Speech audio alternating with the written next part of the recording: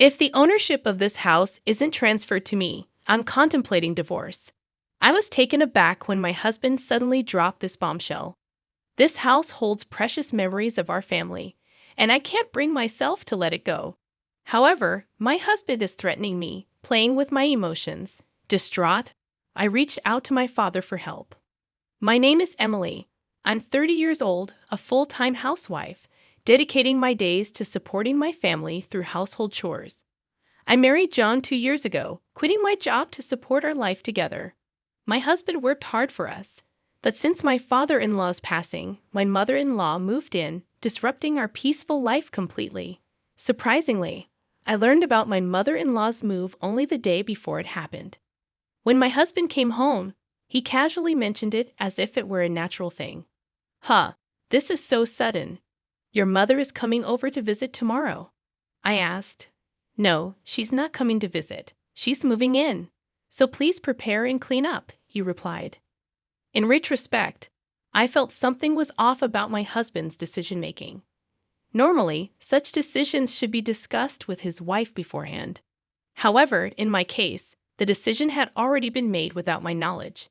The next day, my mother-in-law arrived with a lot of luggage, ready to move into our house. It's been a while. I'm glad you look well, Mary.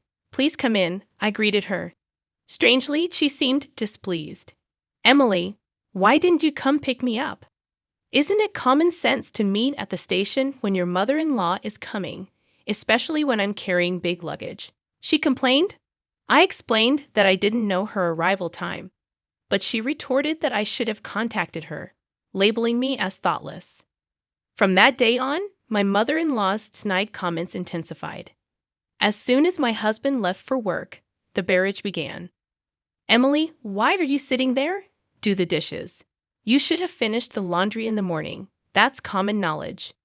I apologized and promised to do the laundry after the dishes. However, her comments continued, criticizing my priorities and claiming that in her house, there's a rule to do laundry immediately after breakfast, dismissing any excuses. I maintain my own daily routine. Why can't Mary understand that I'm not refusing to do the work? It seems she just can't accept my way of doing things. Even if I did things her way, she would still find fault and complain every day. The daytime hours alone with her were especially challenging. One day, I had an epiphany on how to end this living hell with my mother-in-law. Move to the house I inherited from my father and live in a separate home from her. My father retired early a few months ago, and as a result, my parents started a new life in the countryside. They then passed on their house to me. Fortunately, that house isn't too far from our current apartment, and we were planning to move eventually. Living with my mother-in-law has reached my limits, so I decided to talk to my husband about moving sooner. John, can we talk for a moment? I asked. He inquired. What's up? Anything happened? I brought up the house my father gave us and suggested moving there. Oh, that house. We did talk about moving there someday. Why the sudden decision? He wondered. I explained. Well, I've been having some difficulties with your mother. I can't bear living with her anymore, so I'm seriously considering moving. Surprisingly, my husband agreed to the move. After informing Mary, we decided to move a week later. I thought she would oppose, but she accepted our decision with a big smile. Goodbye, John and Emily. I'm so sorry for the sudden decision to move, she said. We reassured her, don't worry about it. It's wonderful that your father gave you the house. He's very sweet. Thank you. Please visit us sometime. She promised to visit, and we headed to our new home. I felt relieved. I wouldn't have to hear snide remarks from her anymore. From now on, I could live freely at my own pace. Although I thought she might oppose, I'm glad I consulted John. However, my peace did not last. While I could keep a distance from my mother-in-law and reduce stress, my husband started coming home late. It wasn't just late returns. There were days when he wouldn't come home at all. He was visiting his mother, defending his actions by saying he was worried about her. It became too frequent, disrupting my daily life. One day, I realized this couldn't go on. I sat him down for a talk. John, you've been coming home really late lately, and sometimes you don't even come home at all. Is that so? I'm just worried about my mother, he replied. That's not the point. At least let me know beforehand that you'll be late so I'll know I don't have to prepare dinner. Since you're a housewife and always at home, you can eat the leftovers for lunch the next day, right? So you're saying I should just accept everything quietly because I'm a housewife? Are you saying we shouldn't talk about this? Isn't that the truth? Housewives just relax at home, right? What? What are you saying? Anyway, I'm worried about leaving my mother alone. Ellie will be coming back soon, and I need to discuss some things with her. Wait, Ellie is coming back. Ellie is John's sister who currently lives abroad for work. It was the first time I heard she's coming back, but what does he need to discuss with her? Curious, I asked my husband. We're moving Ellie here to live with us. What? Live together? Yes, she kept saying she wanted a big house like the one she lived abroad. That's why I thought of letting her stay in this house. I don't understand. Suddenly informed of this, I couldn't think of anything. Is my sister-in-law going to live in this house? I was just able to escape Mary's bickering, and now his sister.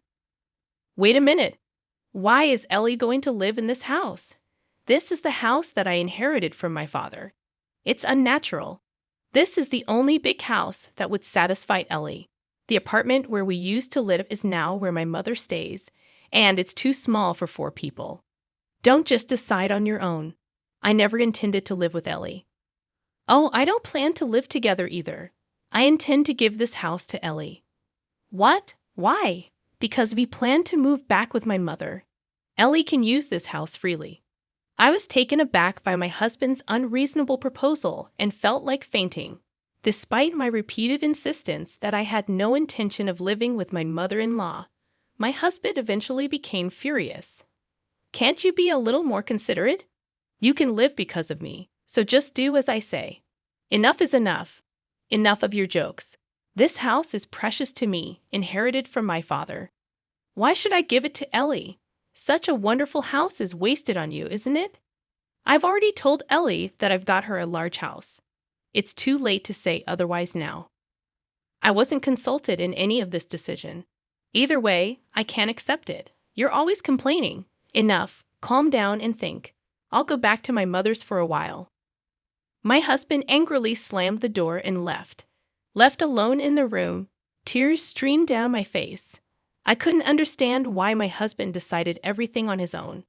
It's unimaginable that he intends to give away the house. I inherited my father's house, but my husband insisted on giving it to my sister-in-law, Ellie.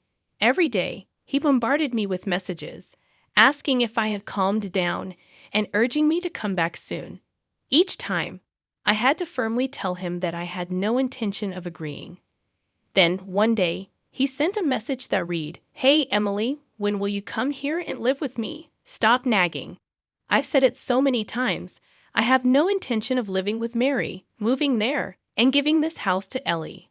I've already told Ellie, stop being selfish. She might be coming back this week, so there's no time. Why should I give up my house for your family? I inherited this house from my father. Don't decide on your own. Who do you think you're talking to? Even my mother is furious. I'm at my wit's end. That's not my problem. You're ignoring my feelings." My husband let out a big sigh over the phone, clearly frustrated. Then he said something shocking. "If you can't listen to me, then let's divorce. Hand over the house to Ellie. Leave by tomorrow." At that moment, my love for my husband quickly faded. Threatening me with the word divorce was utterly despicable, and I couldn't possibly forgive him. To use divorce as a threat without considering someone's feelings was unacceptable. I couldn't let these people have their way. As I burned with anger, my husband continued to speak with a triumphant and dominating tone. "Listen, if you don't leave by tomorrow, I'll really divorce you. Got it?" "Wait, are you serious?" I asked, shocked. "Of course I am. You don't have a choice. What will you do if you, a housewife, get divorced? You can't survive. Enough, I get it. Good. Hurry up and move over here. My mother is looking forward to disciplining you." He hung up the phone with a confident tone, thinking I would do as he said. After that call, I made up my mind and decided to seek help from my father for a plan. The next day came, and I calmly replied, "Yes, everything's ready," when asked about the move. Curious about Ellie's return, my husband inquired, "By the way, I'm curious about when Ellie will be back." "She'll be back tomorrow." "Why are you so obsessed with Ellie?" "Between you and me, she seems to have made a lot from stock investments. I see, so if you provide her with the house, maybe you can ask for financial help." "That's so like you.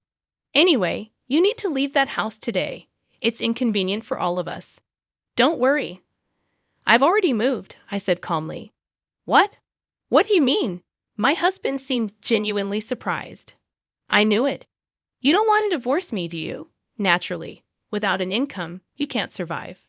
But all of this is coming to an end. We're still married now, so that's why we're talking." "Wait, what? I can only think about divorce now." My husband was clearly shaken by my words. "You promised to move out of that house, right, and live with me? But you've already moved." "What are you saying?" "Of course, I won't live in a house with a husband who decides everything on his own and a bullying mother-in-law." "Huh. Why are you including me? You promised to move out for Ellie." "I said I've already moved, didn't I?" "I did as you said. Enough with the jokes. Where are you now?" My husband's tone was panicky, and he was clearly losing his cool. "Actually, I'm at my parents' house." "Why did I move to my parents' rural home?" "I don't plan on returning to where you guys are," I declared to my husband. He replied with a hint of relief in his voice. "You should have told me that sooner. If I could just give that house to Ellie, it doesn't matter where you live. It would require $3,300,000, he explained. $3,300,000? What? I exclaimed. I put the house I got from my father up for sale. So if you really want to give it to Ellie, buy it for $3,300,000 and then hand it over, he calmly stated. What? Are you joking? I'm serious, he insisted. The house was still in my father's name, so I asked him to sell it. In reality, what I asked my father for was to sell the house. My father had always said, if something happens, contact me. You can live or sell this house as you like. I'll help you. As a result of the valuation, a price of $3,300,000 was proposed, which I gladly agreed to and put the house on the market immediately. My husband probably never saw this coming. Consumed with anger, he spat out insults. Why are you doing this without asking me? This is unforgivable. Dan, I retorted. I'm not asking for nor do I need your approval. We're getting divorced soon anyway. I don't care. Do you understand your position? You'll be the one in trouble if we divorce since you don't have an income. You're just a housewife. I'd rather struggle on my own than be with you forever. Listen, Ellie will be coming back soon. I told you, I'm relying on Ellie's money, didn't I? So, what? Like I said, if you want to let dear Ellie live in that house, just buy it for $3,300,000. That is if you can. What? That's impossible. If Ellie has made a lot of money from her investments, I don't see why she can't afford it. I don't know how much she made, but that's too much. She can never afford it, my husband insisted, maintaining his domineering attitude.